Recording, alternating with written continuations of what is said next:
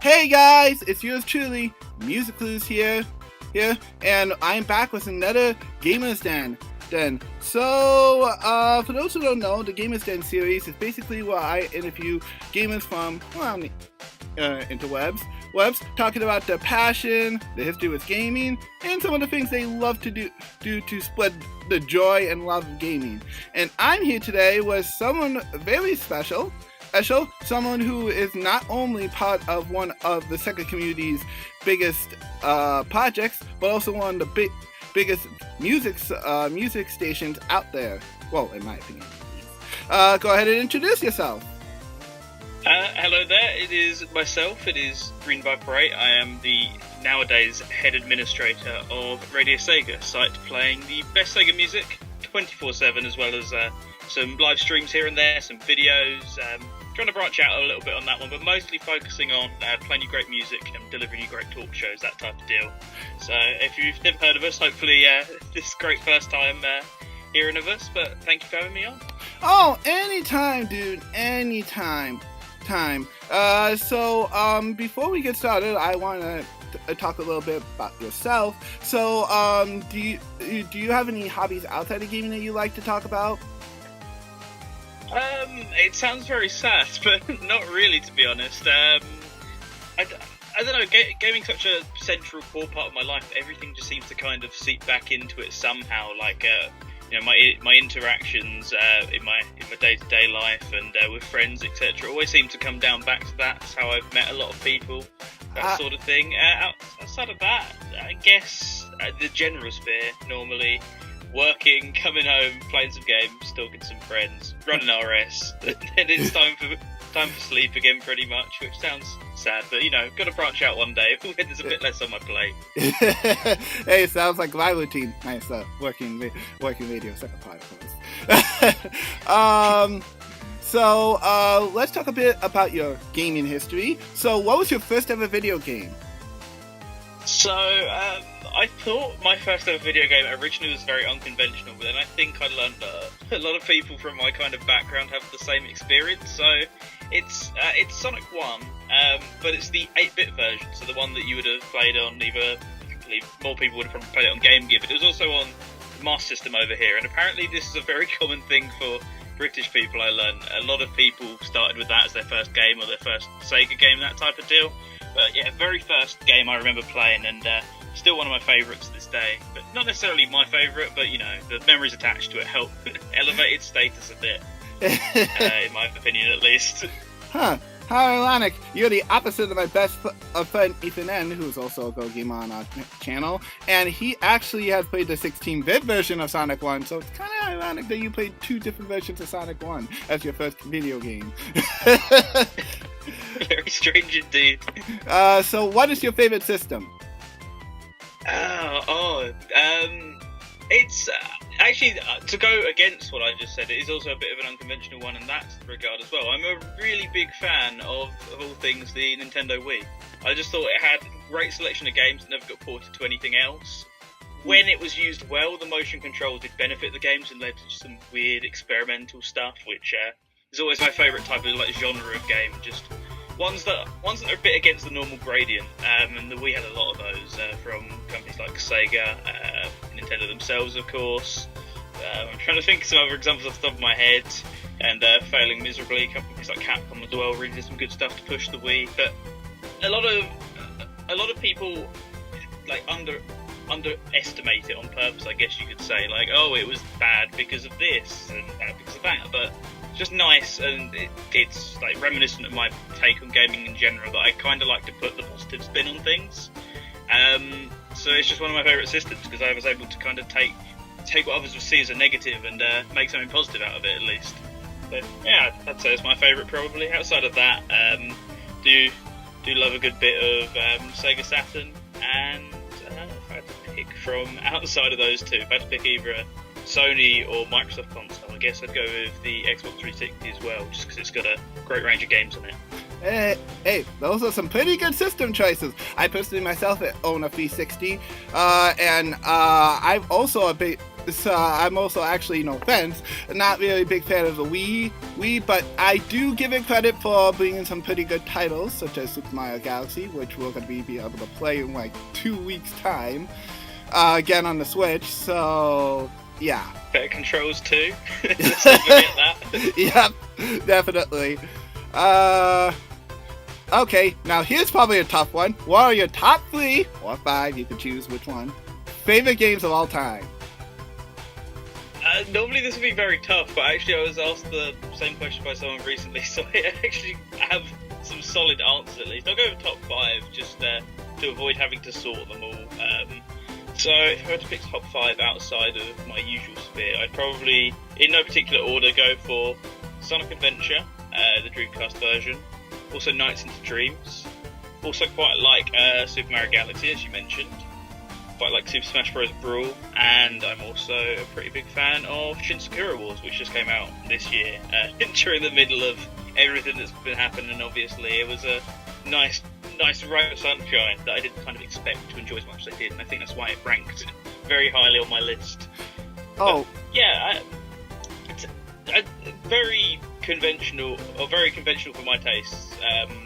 Pick of games, I guess you could say, because they're all very reflective of the consoles that I like and the systems I like, and some of them around the time I was really most into gaming. So it's nothing too hugely surprising in there, I'd like to think. But yeah, very, very standard takes for my own tastes. Wow, that's actually a pretty good out there. Yeah, I'm not surprised about Sonic Adventure. Lots of people I've talked to, Sonic fans or not Sonic fans, have mentioned that one. Super Mario Galaxy, of course, we just talked about. Sakura Wars wasn't one I was not expecting, though. Any particular reason that one? Yeah, I just think it's a really great game, told a story which I kind of hadn't really heard before, which is what I always enjoy in a game.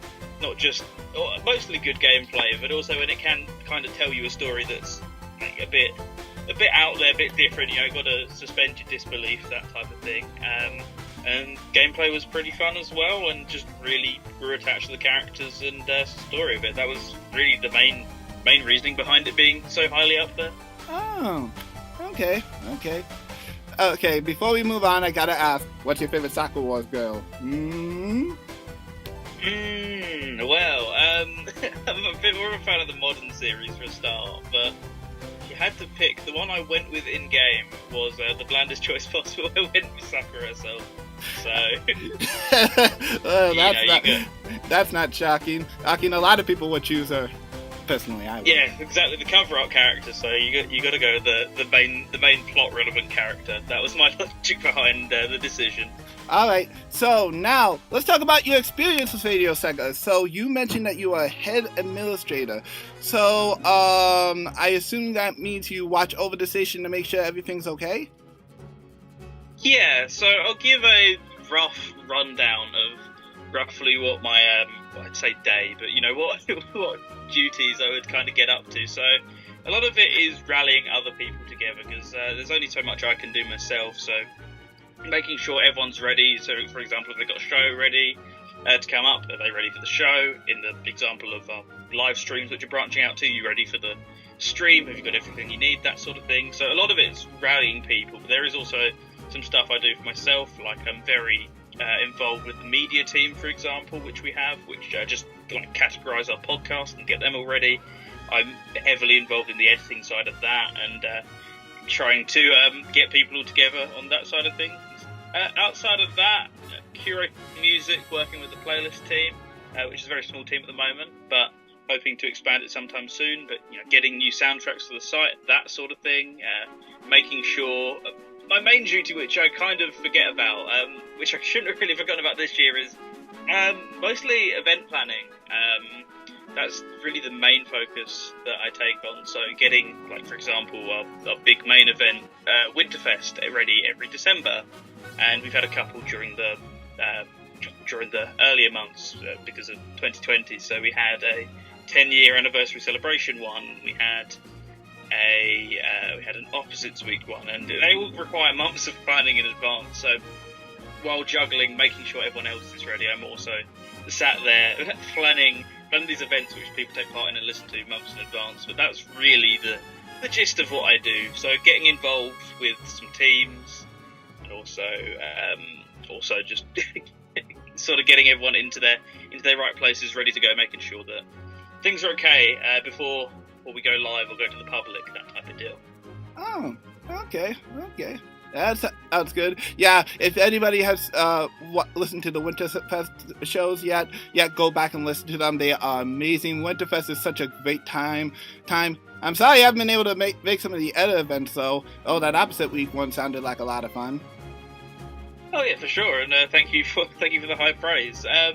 Opposite week was very fun. It was one of those things which I love, which it was just a complete thin air idea. Someone suggested it on a whim, and we thought we would do it as this small scale thing for a joke, and it all snowballed out of hand very quickly. But it was still in our control. So we ended up with a full week long event on kind of the scale of Winterfest, which we didn't really expect when planning it. But that was the beauty of it, really. It manifested into something much more than any of us had ever expected as a dumb, silly idea. It was a lot of fun. It reminds me of another dumb, silly idea that one of Final Movie House's voice actors actually had. She was thinking that we could stream Smash for a charity, and people actually liked that idea. And if they won, they get to ask her a question, and it basically snowballed into her streaming. They got out of control a little bit, but it remained pretty much in control. She even started Discord, so yeah, that kind of your story kind of reminded me of my own story, an experience that I've had. Sounds awesome. Sometimes you can have beautiful accidents out of some of these things that you just didn't anticipate happening, and actually I guess you think it could have catastrophic effects, but actually it turns out alright in the end. So it goes from good to, oh my goodness, this is about that out of control, to, oh, actually the end result was very nice. And that's exactly what it sounded like for you there, so glad to hear it all worked out. Yes, it did. Alright, so how did you find Radio Sega? I'm very curious.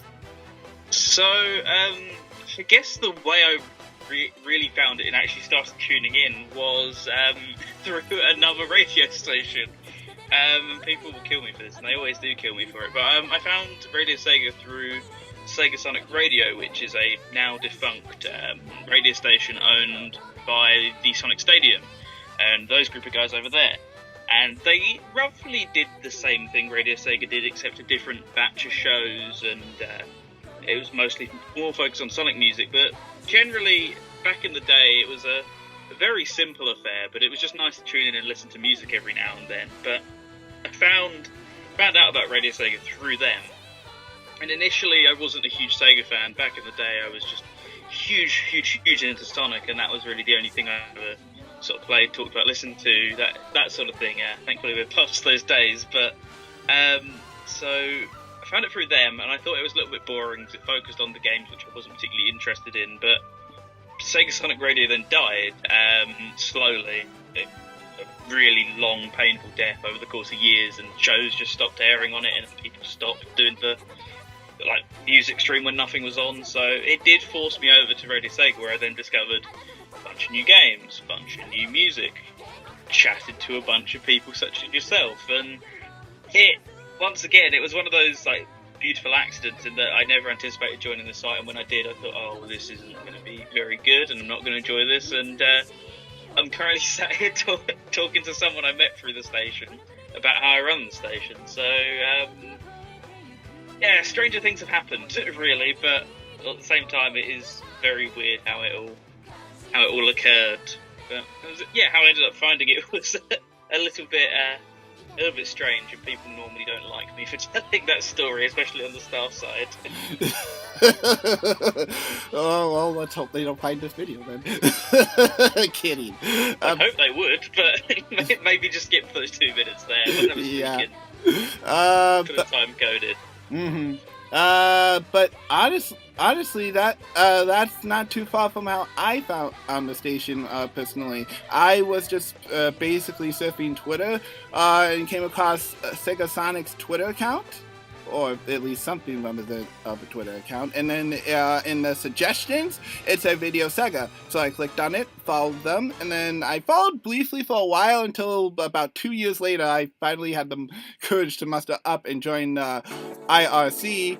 And then, yeah, it pretty much came from there. Yeah. I go more in detail what happened with my time there, but for my sake of memory, that would be a longer story that we have time for. So, I'll just leave it at that. I've just been really deep into Radio Sega. I've met so many friends like you, Greenviper. So, I want to thank Radio Sega personally for giving me so much experience and brightening my horizon as a Sega fan. So, yeah, thank you guys. It's a complete pleasure, and it's always nice to hear experiences like that, especially since it's so similar to a lot of our own in that, we all met so many people through this thing, and we all discovered so many new songs that we love and all these new games we love, and it's nice to see when people echo the same story, and it doesn't just feel like you versus the world, at least in my regards, because, you know, there's so many people who don't share these same stories and kind of don't understand where you're coming from, so it's always nice to meet with like-minded people who are I don't know, discovering the same things that you are around the same time. That's how I felt about it back in the day. Hey, that's cool. Alright, do you have any fond memories with the station? And is there any favorite shows that you like? Or show that you like? To both questions, there's just so many answers that I possibly could go with. But in terms of fond memories, one of my fondest will always be Winterfest 2014. I think that was late December 2014. It was a great time, and that was really when I first started. Like yourself, you mentioned, I finally had the courage to join the IRC and actively talk to people. You know, nowadays we use Discord, but back then it was IRC and private messaging people and joining the chat room and meeting some great people. So that one always comes to mind, and listening to Weekend of Great Shows, and especially back then it was, oh no, I gotta stay up to listen to all this, and I gotta stay up into the late hours of the night, which is not something I really experimented with before sort of Winterfest. So fond memories in that regard, and that normally where most of my fond memories come from that event, because 2 years later, 2016, got to join Radio Sega.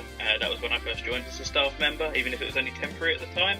So that was my first one presenting, and lots of fond memories of that, even if the show's not that good. But yeah, great memories around, oh my goodness, I'm finally involved in this thing, which I've been listening to for like 3 years now. And then 2018 was when I took over operations, so I've got a whole host of memories from running it and organising it, like the late nights, trying to slot everyone in and trying to get everyone tested, and then staying up to like 5-6 a.m. to listen to everything, making sure it was all going alright. But that, in terms of ones that don't really involve me, our 10 years celebration, I know I said I organised that, but we're going to ignore that part, because just had some great shows, people returning for years who we hadn't spoken to, like Resident SD and True Skies as well. Lots of people who just bring back great memories, and the old be coming back and get to speak to new faces and old faces, and that's tends to be what a lot of my memories and favourite moments come from, is moments like that where you just get to rekindle with people, or kindle for the very first time, and as I mentioned during the last question, just share your love of this thing with people when you perhaps haven't previously had that chance to, and you're all in the same place, loving the same thing, and all of those memories kind of tie back into that if I really had to think about it. You also asked about favourite shows. Might step on some toes with this one. I'm actually going to have a look at the website.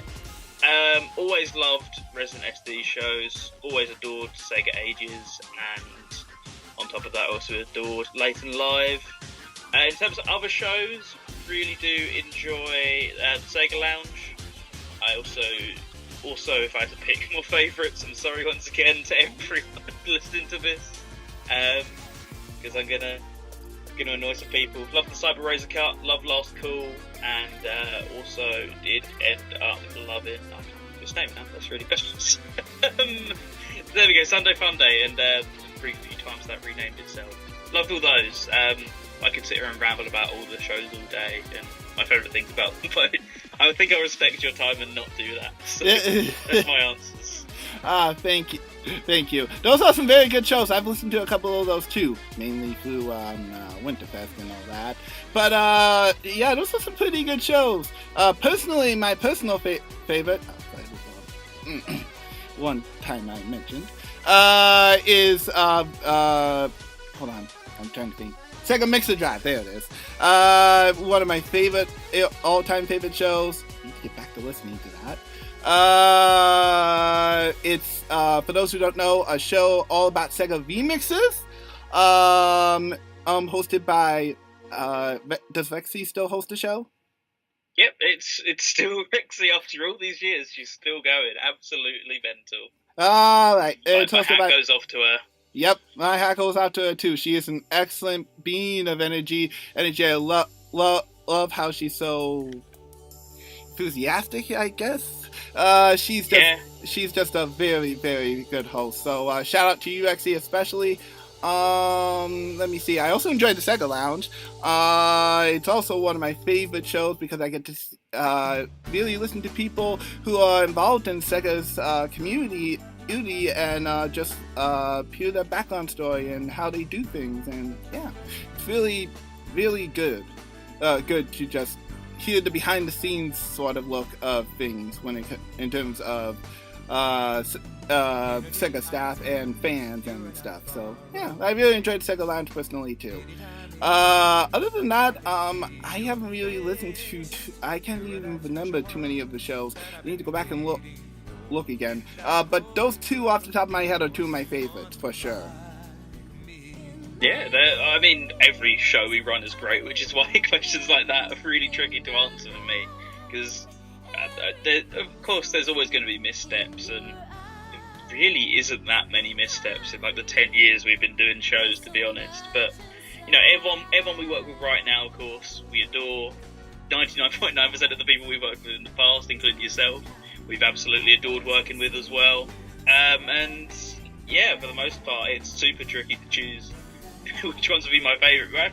If I had to pick, they're ones that normally people, aside from Sega Lounge, normally don't mention as their favourites. They're ones that hold good memories for me. You know, always go back and listen to the podcast, that type of thing. But, of course, still listen to everything we do live. I'll go back and catch it all. But they're always the ones that stuck out, got good memories associated with listening to those when they first aired and on the podcast, that type of deal. But, yeah. Alright, so do you have any favorite remixes or tracks that you like to play on the station? And do you have a favorite Sega soundtrack of all time?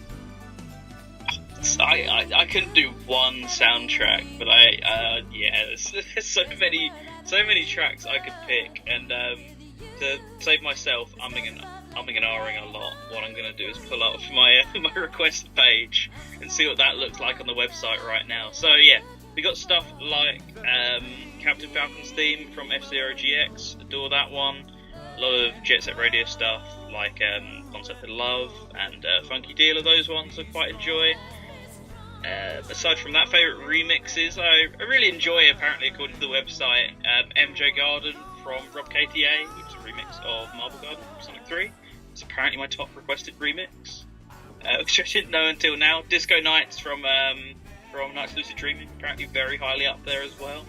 If I had to pick one favourite Sega soundtrack though, if you made me whittle it down to just that, probably Let's Tap, which is one of those weird Wii games I mentioned earlier, but it's just every track on it just hits perfectly. It's like a kind of cross between Sega's normal style and some techno as well, and it's just amazing. Every track on it I can sit back and listen to endlessly.